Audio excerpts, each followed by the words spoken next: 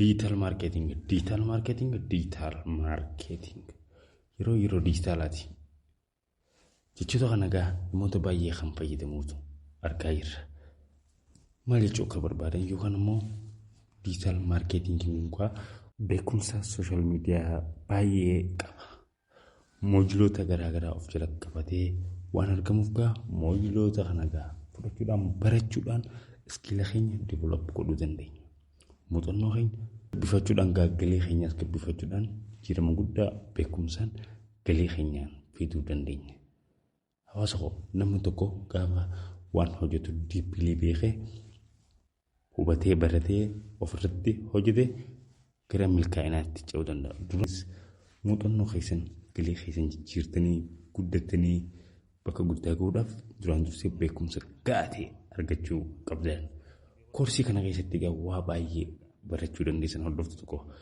Duraan dursee moojiloota akka kiriptookaaransii haalaan amma isinitti agarsiisu kanaan waa'een kiriptookaaransii maal akka ta'e diippilii hubachuudhaan gaa kiriptookaaransii barachuu dandeessan. Mana keessan teessanii hundi keessanuu jechuudha. Waaw! Yeroo dijitaalaati gaafa jennu kanaaf. Wantoota namni isin barsiisu caalaa kan ofii barattanii cinqamtanii barattan kanaatu isin jaala. Namni jireenya isaa jijjiiruudhaaf aarsaa gaafa kaffale jireenya isaatis salphatee fi moojiloota koorsii as keessa jirtu kana takka takkaan gaafa fudhattan jijjiirama guddaa ta'e ofirratti fiduu dandeessan hordoftu tokko. Itti gammaddan diinagdee qaba.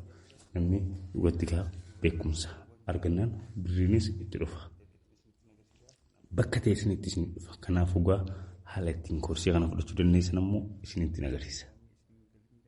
Na waliin tura. Asuma tiktaakii kiyya jala dhufuudhaan gaa hordoftoota kiyya haala kanaan gaa liinkii tooffee oroo hedduu tana gattuudhaan ergasii tan jalqaba irratti isin dhuftu erga gattuutan haala kanaan erga isin dhufee gaa hordoftoota koo open tajuu kana erga gattuutan ergasii haala kanaan isin dhufuu danda'a. Ergasii gaa koorsiilee digital boss academy volsirii yoo barbaadan $444 digital boss academy vol tun ammoo $270 digital boss academy vol waniin ammoo $100 haala kanaan gaa bitachuu dandeessan. Yeroo tokko gattuudhaan ammoo maalummaa vol waniin of keessaa qabu irraa barattanii haala kanaan wantoota digital boss academy vol waniin qabu immoo beekuu dandeessan as keessa irraa dubbifachuudha. Akkasuma voltuudhaas iddoo baay'ee waan gattuudhaan